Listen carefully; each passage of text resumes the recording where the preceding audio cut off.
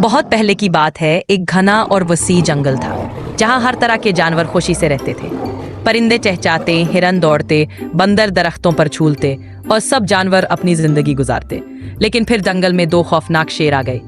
وہ ہر روز کسی نہ کسی جانور کا شکار کرتے اور پورے جنگل پر اپنا خوف طاری کر چکے تھے۔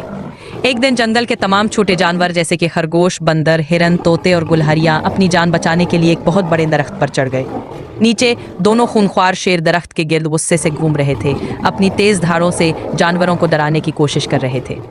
شیر گرائے، تم سب کب تک اس درخت پر بیٹھے رہو گے؟ ایک نہ ایک دن نیچے گر ہی جاؤ گے اور پھر ہم تمہیں مزے سے کھائیں گے۔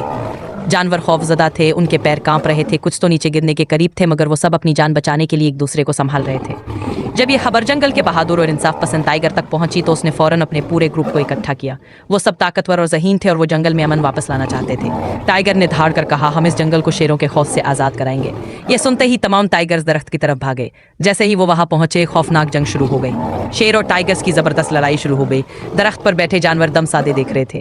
شیر اپنی طاقت کے گھمنڈ میں تھے لیکن ٹائیگر زیادہ چالاک تھے۔ وہ تیزی سے حرکت کر رہے تھے، شیر پر ایک کے بعد ایک وار کر رہے تھے۔ کچھ ہی دیر میں دونوں شیر کمزور پڑ گئے اور سمجھ گئے کہ وہ اس جنگ کو نہیں جیت سکتے۔ گھائل ہونے کے بعد وہ دم دبا کر جنگل سے بھاگ گئے اور کبھی واپس نہ آئے۔ جب جنگ ختم ہوئی تو درخت پر بیٹھے جانور ایک ایک کر کے نیچے اترے۔ سب جانور بہت خوش تھے، وہ خوشی سے اچھلنے لگے، ناچنے لگے اور نعرے لگانے لگے۔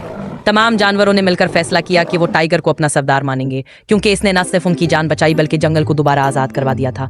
اب جنگل میں پہلے کی طرح ہنسی خوشی زندگی لوٹ آئی تھی۔ ہرن پھر سے دوڑنے لگے، بندر اپنی شرارتیں کرنے لگے، پرندے چہچہانے لگے اور سب جانور امن اور محبت کے ساتھ رہنے لگے۔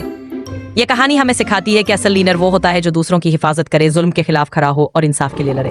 جنگل میں ٹائیگر کا راج آ گیا لیکن وہ کسی پر ظلم نہیں کرتا تھا بلکہ سب جانوروں کو برابر کا حق دیتا تھا، اسی لیے پورا جنگل اس کے ساتھ خوشی سے رہنے لگا۔ دیکھیں اخلاقی سبق، بہادری اور ہوشیاری ظلم پر فتح حاصل کر سکتی ہے۔ ایک سچا لیڈر ہمیشہ اپنے لوگوں کی حفاظت کرتا ہے، خوف کے خلاف مل کر کھڑے ہونا ہی اصل طاقت ہے۔